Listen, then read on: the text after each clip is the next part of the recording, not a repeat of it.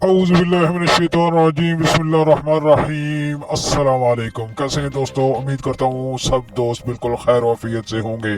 तो दोस्तों आज की वीडियो बहुत ही ज़बरदस्त मौजू पे है।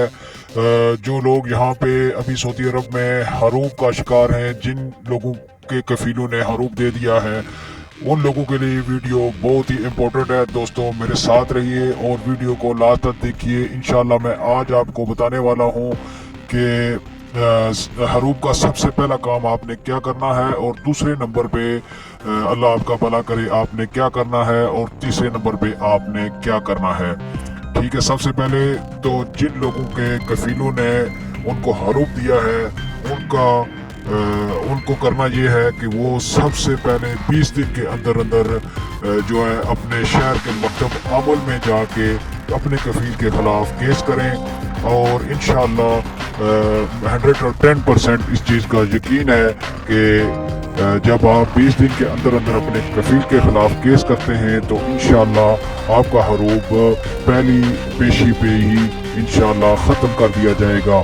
और जिन लोगों का जो केस है किसी वजह से तखरीर का शिकार होता है और उनके नाम पे कोई गाड़ी है, उसको वो बेचना चाहते हैं या अपने किसी अजीज के नाम ट्रांसफ़र करना चाहते हैं, तो जब तक वो हरूब ख़त्म नहीं होगा आपकी गाड़ी किसी के नाम ट्रांसफ़र होने वाली नहीं है।